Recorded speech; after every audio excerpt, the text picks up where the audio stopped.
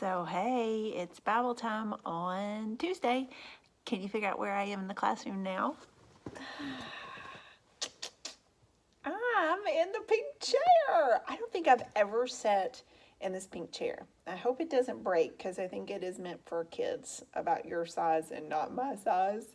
But I thought it'd be fun to sit here that you might get a kick out of it. So here I am. Okay, Bible time. Now, normally it's kind of funny that I'm in the classroom and sitting here doing this. It makes me think how normally during Bible we're starting to get a little antsy and we're a little excited because it's almost recess time, and we're also are a little tired because we've been to lunch. Our bellies are full, so we're kind of tired of sitting and we're ready to move. So it's almost recess, and Mrs. Borden's like, "Hang in there. Let's listen to this story. Let's learn from the Bible." And we get ready for recess, right? So maybe we can do this video and then you can take a little play moment and go get your wiggles out, okay? So we've been talking about what the shepherd this week. Yesterday we talked about what does a shepherd do, and we said that they take care of sheep, that they protect the sheep. Another thing that they do, and we also said this is what God does for us. So when we say what does a shepherd do, we're also meaning what does God do for us? Because God tells us he is the good shepherd, right? So he also, if we get lost, if we go, we're supposed to be going this way, and we start making some choices and we start going this way, he's going to come and he's going to find us and he's going to pull us back. He's going to not make us come back, but he's going to want us to come back, right? He's going to remind us how much he loves us and what he wants for us and who he created us to be, right? People that give him praise, that love him and love other people. So today we're going to see a story. We have read this actually in our classroom. So you guys could tell me this, I have a feeling. So as I'm telling you, you add in details, okay? The Good Samaritan. Do you remember this story? True story Jesus told in the Bible, okay? This was a story Jesus told his disciples. We said those were followers of Jesus, that he wanted them to know and make a point about this is how we're to treat people. And this is how Jesus treated people, okay? So there was a man who was robbed. That means someone took his money. They were very hurtful and unkind to him, and they beat him up. And they left him there on the side of the road. Do you remember this? So first comes this man who is a religious leader. So a religious person would be someone who says that they follow God. Okay, this man said that he followed God. And he saw this hurt man on the side of the road, and he's like, I'm not going to help him. And he went on. Then Jesus says there's a man that comes by who would have been a man that was very important at the time and rich, that had a lot of money and had a lot of power.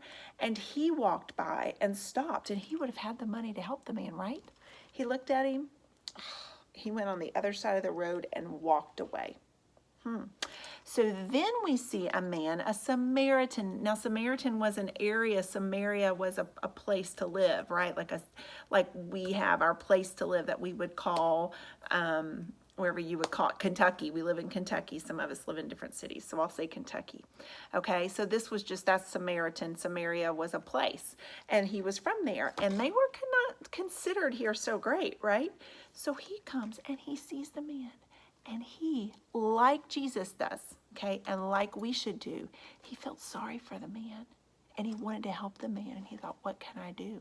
So he went over and he helped the man. He cleaned him up. He even got him up, put him on his donkey, took him and said, help this man and I will pay for him, whatever the cost is to get him well. Wow.